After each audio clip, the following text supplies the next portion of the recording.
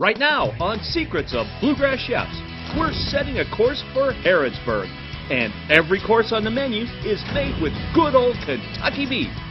It's a cattle crawl with appetizers, salad, steak, and even dessert made with beef, along with a taste of history on the side.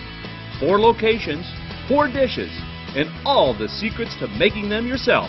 Come with us to Harrodsburg right now on Secrets of Bluegrass Chefs. Downtown Triple Crown.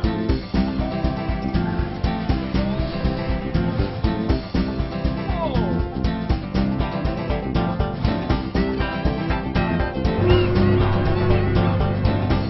I love that.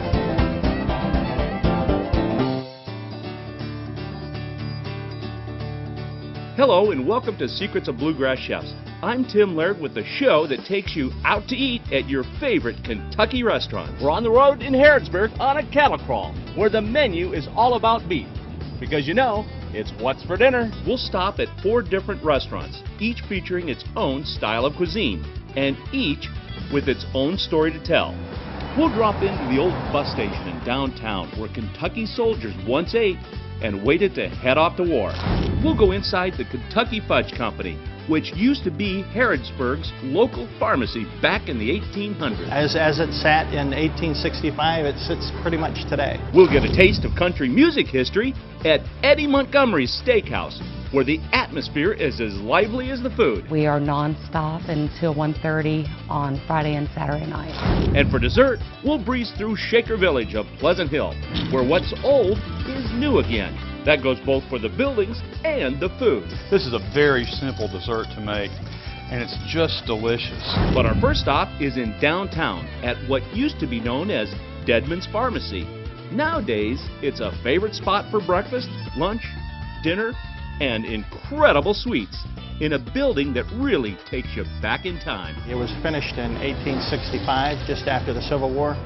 Original cabinetry, original floor, tin ceiling. Tim Casimir and his wife have restored the building to its past glory, uncovering the original floors and a lot of other nostalgia. The walls are lined with antique display cases that are full of things you would have seen in the pharmacy in the 1800s, even toys that were popular back in the day.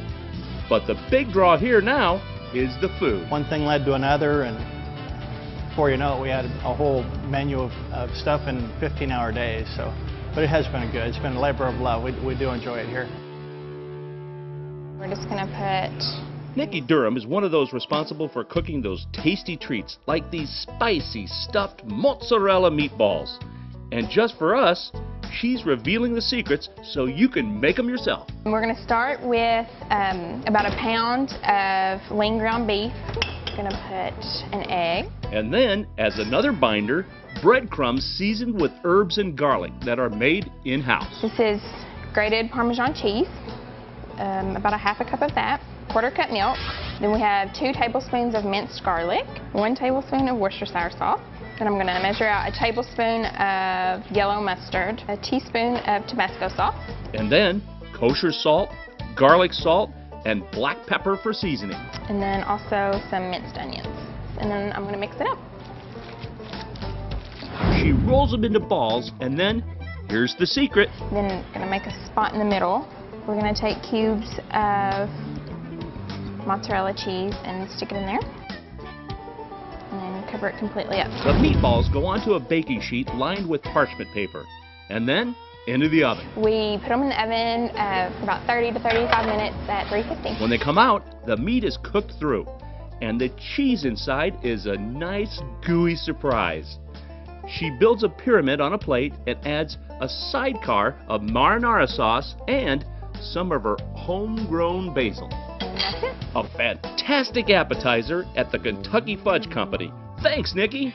And just around the corner, we're ready for a beefed up salad at the old bus station. This place is a classic, known for its juicy cheeseburgers, made the same way they've always been. We sell a lot of burgers.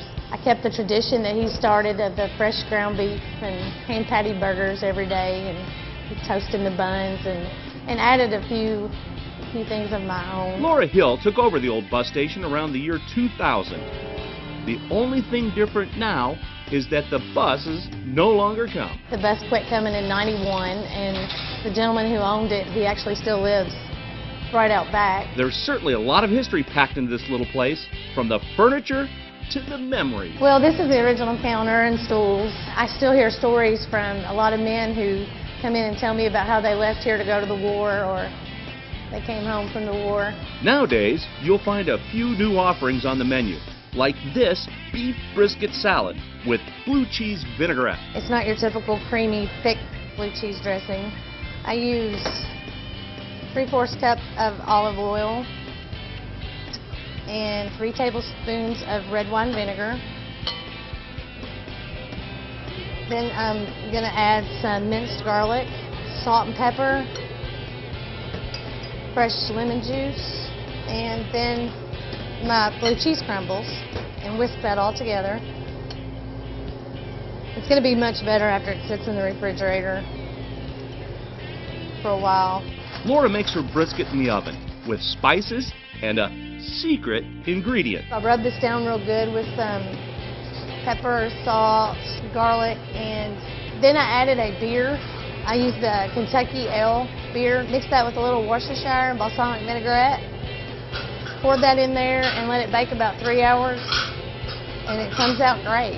I started it out at about 325 and turned it down to around 275 after it had been in there a couple hours. Let it finish out that last hour a little slower. And now for the salad, which is as Kentucky proud and fresh as it gets. I love to cook with the fresh stuff. It makes everything a lot better. I leave here usually in the afternoon, and I go home and work in my own garden and bring in all my own fresh tomatoes and lettuce, onions, peppers. The spring mix has a little spinach in it also, a little chopped red onion, and some diced tomatoes. Then I'm going to add some of the beef brisket. And then I'm going to add some of the vinaigrette blue cheese dressing. Just drizzle it over a little bit. Now that's what I call a beefed up salad. Thanks to Laura and the old bus station for showing us the secrets. Next, we head south to a steakhouse where the beef is only half the attraction. It's the legendary Eddie Montgomery's, a restaurant, a concert hall, and a museum all in one. Stay tuned. Secrets of Bluegrass Chefs keeps rocking right after this.